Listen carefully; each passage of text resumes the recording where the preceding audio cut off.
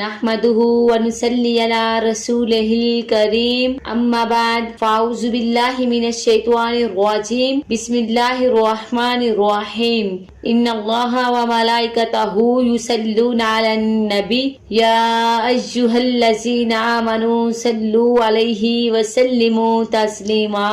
میرے معزز سامعین، السلام علیکم ورحمۃ اللہ وبرکاتہ۔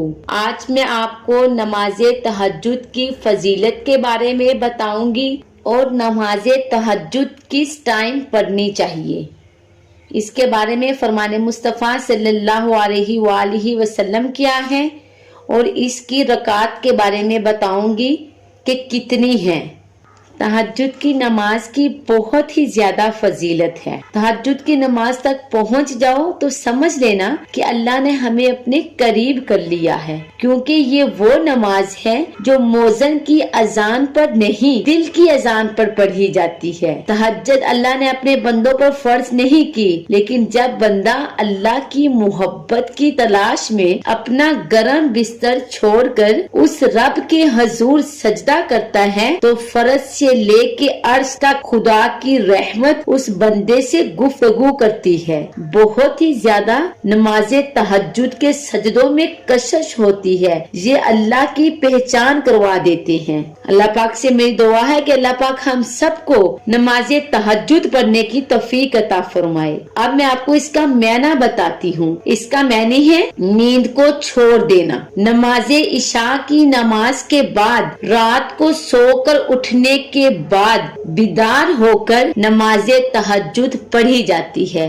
یہ نہیں ہے کہ آپ اسے رات کے پچھلے پہر میں پڑھیں، بلکہ عشاء کی نماز کے بعد تھوڑی دیر کے لیے آپ سو جائیں اور سونے کے بعد آپ جب بھی اٹھیں گے تو آپ نماز تہجد پڑھ سکتے ہیں۔ نماز پنجگانہ کے بعد عبادات میں نماز تہجد کو بہت ہی زیادہ فضیلت حاصل ہے۔ نبی کریم صلی اللہ علیہ وآلہ وسلم نے ارشاد فرمایا کہ نماز تہجد پڑھو، کیونکہ یہ تم سے پہلے صالحین کا طریقہ کار تھا، اور رات کا جو قیام ہے یہ قرب خداوندی کا ذریعہ ہے۔ اس سے برائیاں ختم ہو جاتی ہیں اور گناہ مٹ جاتے ہیں۔ نماز تہجد پڑھنے سے ساری برائیاں ختم ہو جاتی ہیں۔ اب میں آپ کو اس کے رکعتوں کے بارے میں بتاتی ہوں۔ اس کی کم سے کم 2 رکعتیں ہیں اور زیادہ سے زیادہ 12 رکعتیں ہیں۔